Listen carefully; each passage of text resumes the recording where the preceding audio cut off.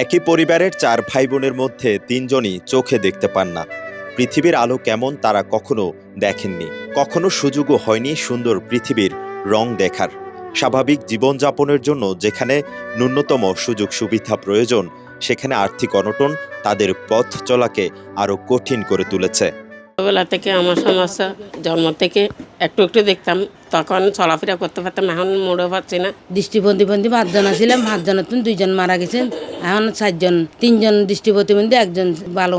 চট্টগ্রাম নগরের হালি শহরের সরাইপাড়া এলাকার বাসিন্দা কামরুন নাহার, মেহেরাজ খাতুন ও নুরুল আফসার। তারা ৩ জনই দৃষ্টি প্রতিবন্ধী। তাদের দেখাশোনা করেন আরেক বোন শাহনাজ। তারা মৃত আব্দুস সালাম ও কুলসুমা খাতুনের সন্তান। ২০০৬ সালে মা ও ২০২১ সালে তাদের বাবা মারা যায়।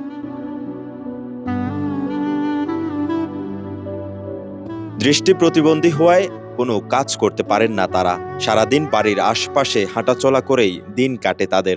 প্রতিবন্ধী ভাতা ও চারপাশের মানুষের সহায়তায় যা পায় তা খেয়ে দিন পার করেন তারা। আমরা দৃষ্টি প্রতিবন্ধী, আমরা কিছু করতে পারি না, কাজকর্ম কিছু টাকা ভাতা পাই, এগুলা কিছু মানুষ সহযোগিতা করে, এগুলা দিয়ে আমরা চলতে কষ্ট মতো চলতেছি। অনেক কষ্ট, মানুষের যা দেয় তাই খাই, বাতা সরকারে যা দেয় তা পাই। কাজকর্ম করতে পারি না, ক্লিজিক খুঁজতাম আল্লাহর কাছে বেখাল্লাই শান্তিপূর্ণ দুনিয়া করে তার তৌফিক দান করতে। নতুন সেনোরা, গাইনোকোলজিক্যাল সোসাইটি দ্বারা স্বীকৃত নিরাপদ ও সুগন্ধিমুক্ত স্যানিটারি ন্যাপকিন সেনোরা। এছাড়াও শরীরে দেখা দিয়েছে থাইরয়েড, রক্তশূন্যতা ও হৃদরোগের মতো অসুখের। অর্থের অভাবে যেখানে ৩ বেলা খাবার জোগাড় করা অসম্ভব, সেখানে ওষুধ কিনে খাওয়ার মতো অবস্থা নেই তাদের। হাড় সমস্যা, টাইরোগরও, রক্তশূন্যতা, আমি রক্তশূন্যতা, আমরা 2 বোনের রক্তশূন্যতা, অনেক কষ্ট পাইতেছি, ওষুধপত্র খাইতে পারতেছি না, আমরা অনেক কষ্ট পাইতেছি। আমরা ডাগের কেউ নাই, আশেপাশে কেউ নাই, আপনারা দেখবো না এরকম বড় লোক আমাদের বাড়ির মেয়েদের নাই।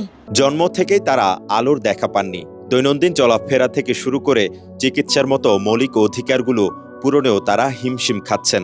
তবে সমাজের বিত্তবানদের কাছে তাদের দাবি একটি মাথা গোজার ঠাঁইয়ের ব্যবস্থা করে দেয়ার। আমাদের বাসস্থান ভেঙে গেছিল, আমরা পানিয়ে কষ্ট পাচ্ছি। আমরা যদি যখন সরকারে আমরা একটা দবসগরি ঘর যদি নির্মাণ করে দেন, আমরা তাই করে দেন, সুযোগ সুবিধা করে দেন, আমরা অনেক আল্লাহ হাসে শহরিয়ে যান। দারিদ্র্য আর শারীরিক প্রতিবন্ধকতাকে সঙ্গী করে প্রতিদিনের জীবন যুদ্ধে টিকে থাকার এক করুণ গল্প এই পরিবারের। তাদের এই সংগ্রাম শুধু ব্যক্তিজীবন নয়, সমাজের কাছেও এক বড় প্রশ্ন ছুড়ে দেয়, কতটুকু সহায়তা পাচ্ছে এমন বিশেষ চাহিদা সম্পন্ন পরিবারগুলো। মেহেরাজ হোসেন, কালের কণ্ঠ, চট্টগ্রাম।